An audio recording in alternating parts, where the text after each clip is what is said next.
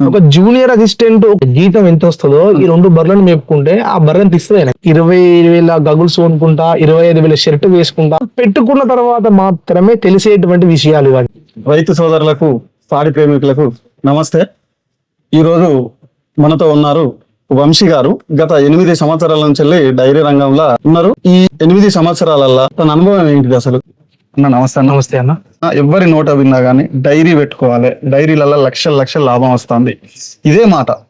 వాస్తవానికి dairy field అంతగానో ఉన్నదంటారా అన్న? 1,00,000 సంపాదిద్దాం 2 లక్షలు సంపాదిద్దాం అని చెప్పి 50 లక్షల రూపాయల పెట్టుబడి పెట్టి 20 పశువులను పట్టుకోవచ్చి 20 పశువులను లైన్ మీద మేపితే అదే లైన్ మీద మేపితే మళ్ళీ మనం చూసుకోవాల్సింది కనుక ఏం లేదు, మళ్ళీ వెతుక్కునుండే వెనుక నుంచి మళ్ళీ ఎవరు డబ్బులు ఇస్తారా ఎవరి దగ్గర అప్పు చేద్దామా అనేటువంటిది వెతుక్కుంటే. ఎందుకు ఈ మాట? మీ దగ్గరలో డైరీ ఫామ్ ఉంటే మీరు ఆ డైరీ ఫామ్ పోయి అడిగితే అయిపోతుంది. మనం చెప్పవలసినటువంటి పనే లేదు. ఎందుకు అంటే వీటి ఖర్చు ఉంటది, ఖర్చుకు తగ్గట్టు పాలిస్తే ఖర్చు ఉంటదండి. ఈ ఇన్పుట్ ఇవ్వగలగాలి, అవుట్పుట్ తీసుకోగలగాలి. పశువులు ఎక్కువ ఉంటే అంత అవుట్పుట్ మనం తీసుకోలేము. ఇది మన దగ్గర పెరిగిన దుడ్డే మన దగ్గర మన దగ్గర పశువులు పెరిగితే మాత్రమే మనం అవుట్పుట్ తీసుకోగలుగుతాం. ఈ 5 పశువులలో 10 పశువులు పెట్టుకుంటే 10 పశువులు ఒక 3 పేదొడ్డులు పుట్టినాయంటే ఈ 3 పేదొడ్డులతోనే మన లాభమే. ఎందుకంటే ఆ తల్లితోనే పిల్ల పెరుగుతూ ఉంటుంది. ఎందుకంటే మనం పిల్లలకు పాలు విడిచిపెట్టే అంత మనసు, ఆ ఉదారత స్వభావం ఒక రైతుకు ఆ 5 పశువులు ఉన్నప్పుడు మాత్రమే వస్తుంది. అయితే వాస్తవానికి ఏంటంటే ఇలా యూట్యూబ్ లో చూస్తే అవుట్లెట్లని మేము 90 రూపాయలకు పాలు అమ్ముతామని మీరు తీసుకొచ్చి మాకు 1000 అనేది, ఇది ఎంత వరకు వాస్తవం అండి? మన మార్కెట్ యాక్చువల్ గా 90 రూపాయలకు పాలు అమ్ముతారు అంటే మద్దతు ధర పాలకు రేట్ ఉన్నదండి. వాస్తవికానికి మనం ఇంత కష్టం చేస్తున్నప్పుడు 90 రూపాయలు కాదు 100 రూపాయలు పెట్టినా తక్కువనే. అది ఎన్ని రూపాయలకు పాలు అమ్మినా అంత ఖర్చు మనకు ఉంటది. పట్టణాలలో 100 రూపాయలు పెడతారు. పట్టణం దాకా ట్రాన్స్పోర్ట్ ఎవరు చేయాలండి? మనమే చేసుకోవాలి. మరి పర్ లీటర్ 1 లీటర్ ట్రాన్స్పోర్ట్ ఖర్చు ఎవరు పెట్టుకోవాలి? మనం పెట్టుకోవాలి కదా. దూరపు కుండలు నునుపు అంతే. దూరపు కుండలు నునుపు దగ్గర దాకా పోతేనే ఏర్పడుతుంది. నేను కూడా చాలా దగ్గర చూస్తా ఉన్నా యూట్యూబ్లలో అవుట్లెట్ పెడతాం, మేము ఇన్ని పశువులు ఉన్నాయి, మీరు కూడా పశువులు పెట్టండి, మేము సపోర్ట్ చేస్తాం. ఈ పశువులు పెట్టండి అని చెప్పి చెప్పండి మనం చెప్తున్నాం, ఓకే. కానీ ఈ పశువు వెనకాల కష్టం చెప్తున్నావా? చెప్పట్లేదు. పశువు వెనకాల కష్టం చెప్పు. ఆ పశువుకి ఏం కావాలో చెప్పు. ఆ పశువుకి ఏం కావాలో నువ్వు తెలుసుకో. ఈ పంట ఇక్కడ పండుతుందో నువ్వు తెలుసుకో.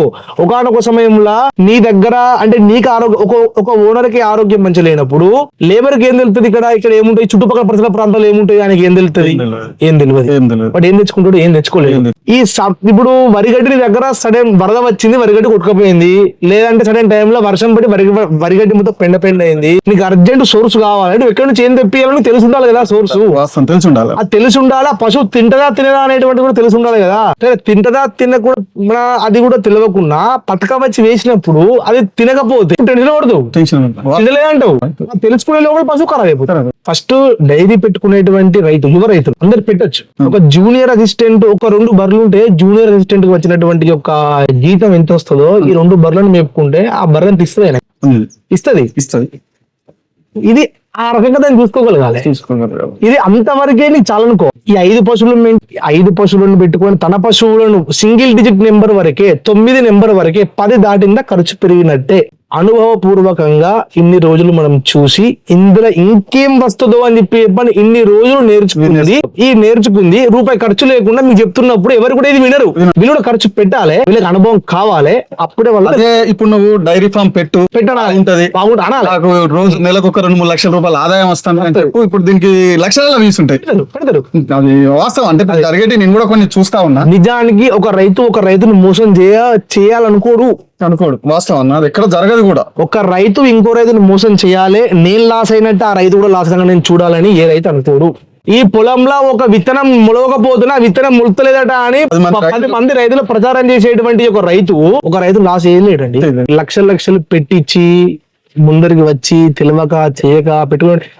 ఎన్ని లక్షలు పెడితే ఎంతమంది పాలిస్తారు అవగాహన ఉందట. ఫస్ట్ ఇప్పుడు ఎన్ని లక్షలు పెడితే ఎంతమందికి పాలిస్తావు? 10 పశువులు సరే పట్టుకొచ్చుకున్నావు, చేయగలిగాడు, ఎంతమందికి ఇచ్చినావు నువ్వు పాలు? ఎన్ని రోజులు ఇస్తాడు? 100 మందికి. అంతే.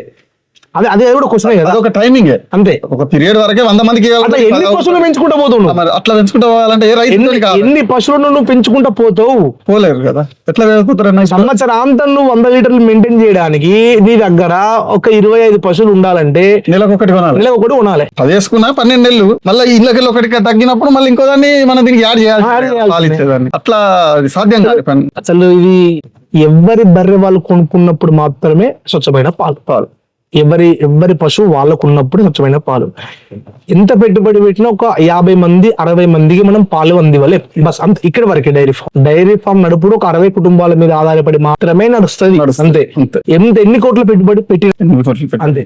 ఇప్పుడు మనం దీంట్లో ఇప్పుడు 2 కోట్లు పెట్టుబడి పెడితే 200 పశువులు ఎట్ టైం పాలు చేయాలి. 200 పశువులు ఎట్ టైం పాలిస్తే ఎట్ టైం బంద్ చేసిన తర్వాత మళ్ళీ 200 పశువులు వరకు మనము మన కాన్సెప్ట్ నువ్వే ఎవరైతే డైరీ ఫామ్ పెట్టుకుంటావో నువ్వే ఎంచుకో ఇండ్లను. నువ్వు ఒక 10 మంది ఇండ్లకి ఎంచుకుంటావా, ఆ 10 మంది ఇండ్లకు 10 ఏళ్ళైనా నువ్వే పాలు పోయాలి, స్వచ్ఛమైన పాలు. అదే స్వచ్ఛత అంటేనే అట్లా. లేదా కోల్పోకుండా పోయగలగాలి. ఇట్లా నువ్వు ఒక డైరీ ఫామ్ పెట్టుకొని 100 లీటర్ల కెపాసిటీ డైరీ ఫామ్, రోజు 200 లీటర్లు, పొద్దున 100 సాయంత్రం 100 అంటే రోజు 200 లీటర్లు కెపాసిటీ ఉన్న డైరీ ఫామ్ లో అవుట్లెట్ పెట్టుకోవడానికి సమయమే ఉండదు. ప్రస్తుతం ఎక్కడ 14-16 గంటలు ఈమె ఉదయం 3 గంటల నుంచి ఫామ్ ఉదయం 3 గంటల నుంచి పశువు లేచిన దగ్గర నుంచి పశువు పెండ ఎగ్గడం, పశువుకు దానా పెట్టడం, పశువు పాలు పిండుకోవడం, కుట్టి ఎండుగడ్డి పచ్చిగడ్డి కలిపి కుట్టి పట్టుకోవడం, ఈ కుట్టిని ప్రతి పశువు దగ్గరికి తీసుకుపోయి వేయడం, దాని తర్వాత పశువు షెడ్ మొత్తం కడుక్కోవడం. ఇదంతా ఏమిసరికి 9:30 అవుతుంది. ఉదయం 3 నుంచి ఉదయం 9:30, సాయంత్రం 3 గంటల నుంచి 7:30-8 గంటల దాకా రోజు 12 గంటల పని చేసిన తర్వాత పాలు ఎప్పుడు అమ్ముతాం మనం? అసలు ఈ మధ్యాహ్నం ఇప్పుడు మనకు దొరికే టైం మధ్యాహ్నం. ఈ మధ్యాహ్నం పాలు ఎవరు కొనాలి? అవుట్లెట్లు మన దగ్గర మద్దతు ధర నువ్వు ఇవ్వగలగాలి. మన దగ్గర సపోజ్ 80 అమ్మితే నువ్వు 70కి ఇవ్వగలగాలి. 10 రూపాయల మీద ఇంకొకళ్ళు అమ్ముకోవాలి. ఎందుకంటే ఆ సమయము నువ్వు ఈ డైరీ ఫామ్ లో వెచ్చించితే ఆ 10 రూపాయలల్లో నువ్వు ఆ 200-2,000 రూపాయలు సంపాదిస్తే ఇలా 2,000 రూపాయలు అదనంగా నష్టం అయితే నువ్వు లేకపోతే 2,000 రూపాయలు అదనం నష్టం. నువ్వు లేకపోతే లేబర్ దానా ఎక్కువ వేస్తాడు, నువ్వు లేకపోతే లేబర్ దానా ఎక్కువ పెడతాడు, నువ్వు లేకపోతే లేబర్ మొత్తం దునియా ఆడతాడు. అంతా జరుగుతాయి. నువ్వు ఉండాలి. నువ్వు ఉంటే నీ పాలు ఎవరు అమ్మాలి? మళ్ళీ మనిషిని పెట్టాలి కదా, మళ్ళీ మనిషి జీతం ఇవ్వాలి కదా. అదేదో ఇంకొకటి ఉపాధి ఇచ్చినట్టు ఉంటుంది కదా. నువ్వే 70 రూపాయలకి ఇచ్చి నువ్వు అవుట్లెట్ పెట్టుకో, నీకు ఒక ఉపాధి. నీకు సమయానికి 70 రూపాయలకు నీకు ఇచ్చి ఆయన కూడా 80 రూపాయలు చొప్పున అమ్ముకోండి, నీకు ముద్దిస్తాడు అని చిల్లర ఎదుర్కొంటుంది. అంటే ఎట్ టైం ఇటు నీ డైరీ ఫామ్ బాగుపడుతుంది, అటు ఇంకొక వ్యక్తి కూడా బాగుపడుతుంది. రోజు ఒక 200 లీటర్ల వాళ్ళు పాలు అమ్ముకుంటే వాళ్ళకి ఎంత వస్తాయి? కవర్ల చార్జ్ అన్ని పోగా ఒక 1,400-1,500 మిగులుతాయి. ఒక ఫ్యామిలీలో ఉన్న బతకచ్చు, ఒక ఫ్యామిలీ బతుకుతుంది. కానీ ఈ 200 లీటర్ల పాలు కూడా నువ్వు సంవత్సరాంతా నువ్వు 20 రోజులు ఇవ్వాలి. అంటే ఆ వ్యక్తి జీవితంలో నీ మీద ఆధారపడి ఉన్నప్పుడు నీ దగ్గర ఉన్న డైరీ ఫామ్ లో నుంచి 365 రోజులు ఇంటూ నువ్వు ఉన్నన్ని రోజులు, అంటే రైతు బతికిన రోజులు పాలు ఇవ్వగలగాలి. ఇలా ఏది ఇవ్వలేకున్నా నష్టమే. ఫెయిల్ అది. నువ్వు ఫస్ట్ 100 లీటర్తో స్టార్ట్ చేసినావు, 200 లీటర్లు ఉంది, సంవత్సరం ఆధారం 200 లీటర్లు ఉండాలంటే అక్కడ ఎప్పుడు 60 పశువులు రెడీ ఉండాలి. అంటే ఎప్పుడు ఒక 30 పశువులు పాలు వేయాలి, 30 పశువులు ప్రెగ్నెంట్ ఉండాలి. ఆ విధంగా సైకిల్ సిస్టమ్ రావడానికి నా ఫామ్ లో 6 సంవత్సరాలు పట్టింది. 6 సంవత్సరాలు. ఒక పశువు తర్వాత ఇంకో పశువు వినడానికి, ఒక పశువు తర్వాత ఇంకో పశువు వినడానికి సైకిల్ సిస్టమ్ 6 సంవత్సరాలు పట్టింది. ఈ 6 సంవత్సరాల్లో ఫస్ట్ కొన్న పశువులు పాత అయిపోయినాయి. అంటే నిరంతరాయ ప్రక్రియనే ఇది. ఈ డైరీ ఫామ్ అనేటువంటి నిరంతరాయ ప్రక్రియ. ఎవరికి నడిస్తే ప్యాషన్ ఉండాలి. ప్యాషన్ పైసల గురించి రాగానే ప్యాషన్ తో రండి. ఒక పశువును పోషిద్దాం, పశువును కాపాడుకుందాం, మన జనరేషన్ కాపాడి మనం ఇంట్లో స్వచ్ఛమైనటువంటి పాలు తాగుకుంటూ ఈ ప్యాషన్ తో ఒక 60 ఇండ్లకు కూడా స్వచ్ఛమైనటువంటి పాలు ఇద్దాం అనేటువంటి ప్యాషన్ తో రావాలి. లాభం లేకుండా, లాభం ఒకటే, పుట్టిన దుడ్డ లాభం, నీ ఇంటికి పాలు లాభం, అంతే తప్ప ఎన్నో డైరీ ఫామ్లు ఏమీ లేదు. 5 ఎకరాలు ఉన్న రైతు ఒక 10 బర్లను మెయింటైన్ చేసుకుంటాడు. నాకు ఎట్లాంటి లాభాలు జరగచ్చు రైతు? ఇప్పుడు 5 ఎకరాలు ఉన్న రైతు 10 బర్లను మెయింటైన్ చేయాలంటే 1 ఎకరం గడ్డి పెట్టుకోవాలి, ఒకసారి మక్కలు వేసుకోవడం. ఇది 5 ఎకరాలు ఉంటే 1 ఎకరం షెడ్ డైరీకి 10 బర్రెలకు. ఇది ఇందులో ఏం చేయలేము. ఒక పంట మక్క మనం దానా పెట్టాలంటే మక్క పర్ ఎకరా 30 క్వింటాల మక్క. బస్ నీకు సంవత్సరాంతం వెళ్ళిపోతుంది రైతుకు. ఆ తర్వాత శనగ, ఒక ఎకరం శనగ వేస్తే ఒక 10 క్వింటాలు 15 క్వింటాలు వస్తే అవి సంవత్సరాంతం వెళ్ళిపోతుంది. దీని తర్వాత కంది, మన దగ్గర పడే కందులు వేసుకుంటే అది కూడా పంట వెళ్ళిపోతుంది. దీని తర్వాత ఒక సంవత్సరం మీద తన పొలంలో వేసుకుని సమకూర్చుకున్న తర్వాత మన రెగ్యులర్ గా వరి వేసుకుంటే గడ్డి వస్తుంది. పశువు నుంచి వచ్చినటువంటి వ్యర్థం అందులో వేయాలి. అంటే తన యొక్క పొలంలోనే వాడుకుంటాడు. పశువు నుంచి వచ్చిన వ్యర్థం వాడడం వల్ల ఆటోమేటిక్ గా ప్రకృతి వ్యవసాయంకు ఆ రైతు యొక్క పొలం మారిపోతుంది. ఆటోమేటిక్ గా పెస్టిసైడ్స్ ద్వారా వేయడం ద్వారా వచ్చినటువంటి యొక్క లాభాల దిగుబడి దానికంటే ఎక్కువ దిగుబడి రైతుకు వస్తుంది. పశువుకి ఏం కావాలి? మన పొలంలో ఏం పండిస్తే పశువు తింటది. ఇది డైరీ 5 ఎకరాలలో ఒక రైతు డైరీ నడిపివ్వాలనుకుంటే తను పెట్టేటువంటి యొక్క దానా వ్యవస్థ మొత్తం ఆ రైతే పండించుకోగలగాలి. గట్క టైప్ పట్టించి చాపింగ్ చేసి మళ్ళీ బయటకు వేసుడే.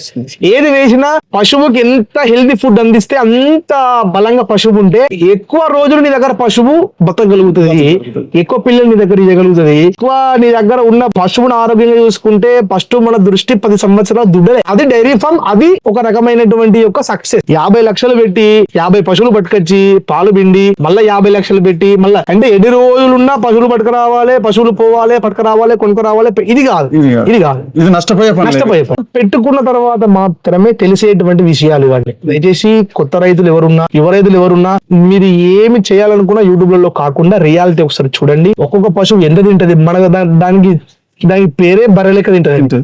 ఆ బర్రె లెక్కనే మనం పెట్టగలగాలి. ఆ తిండికి మనం ఓడ్చుకోగలిగి అంత పెట్టినప్పుడు మాత్రమే ఆ పశువు ఆరోగ్యంగా ఉండగలుగుతుంది, న్యూట్రిషన్స్ అన్ని అందగలుగుతాయి, పూర్వ ప్రదేశంలో పశువు ముందరుకోగలుగుతుంది, ఆ రైతు దొడ్డు పెరుగుతుంది. అదే దొడ్డిలో మొగ దుడ్డే గాని ఆడదుడ్డే గాని ఆ రైతుకు రెండు లాభమే. ఇప్పుడు ఆ విధంగా చేసుకున్నప్పుడు మాత్రమే డైరీ సక్సెస్. ఎన్ని ఉన్నాయన్న మన దగ్గర మొత్తం? ఇప్పుడు నేను ఫస్ట్ ఒక్కదాంతో స్టార్ట్ చేసిన, నా దగ్గర ఒక్క గిరావుతో స్టార్ట్ చేసుకున్నా. అది నా ఇంటి పాల గురించి స్టార్ట్ చేసుకొని ఆ ఒక్క ఆవుతో అవగాహన అయిన తర్వాత ఈ 8 సంవత్సరాలలో 60 పశువులను పెంచుకోవడం జరిగింది. ఈ 60 పశువులలో ఎప్పుడు ఒక 30 పశువులు పాలివ్వడం, ఒక 30 పశువులు పిండితో ఉండడం. ఫస్ట్ కష్టం, తర్వాత నష్టం, తర్వాత లాభం. ఈ లాభం కూడా పశువు తిన్న తర్వాత దానికి సంబంధించిన పూర్తి ఖర్చు పెట్టిన తర్వాత మాత్రమే మన లాభం. సంపాదిద్దాం, డబ్బులు వస్తాయి. 25,000 గగుల్స్ కొనుక్కుంటా, 25,000 షర్ట్ వేసుకుంటా, 25,000 షర్ట్ వేసుకున్నాడు వచ్చి పెండిగాడు, 25,000 గగుల్స్ పెట్టుకున్నాడు వచ్చి ఇలా పనికన్నాడు. ఏం చేయలేరు. లేకపోతే రియాలిటీగా ఒక రైతు దగ్గరికి పోయి గమనించి ఆ రైతు ఎట్లాంటి బట్టలు వేసుకుంటున్నాడు, ఆ రైతు ఎట్లాంటి చెప్పులు కొనుక్కున్నాడు, ఆ రైతు ఎట్లాంటి బండి వాడదు, 30-40 లక్షలు పెట్టుబడి పెట్టిన రైతు అన్న కూడా కూలీలాగా ఏ విధంగా పనిచేస్తుండో అది చూసినప్పుడు మాత్రమే, తెలుసుకున్నప్పుడు మాత్రమే కొత్తగా పెట్టేటువంటి వాళ్ళకు అర్థమవుతుంది. వీటి ద్వారా వచ్చినటువంటి ఆదాయం ఉంటే తింటాం, లేదా మనం వేరే పని చేసుకోవాలి. మనం గ్రాడ్యుయేట్ చదువుకున్నాం, బిఫార్మసీ అయిపోయింది, ఏ కంపెనీలో మనం జాబ్ చేసుకున్నా మన పొట్టకు కూడుకు గుడ్డకు సరిపోయేంత పైసలు ఇస్తారు. పశువుకు రైతుకు ఉండబడేటువంటి అనుబంధం, ఆ రైతు పొలంలో పంట రైతు పండించుకోవాలి, పండినటువంటి పంట వ్యర్థం పశువు పెట్టగలగాలి, పశువు వ్యర్థం పంటకు వేయగలగాలి.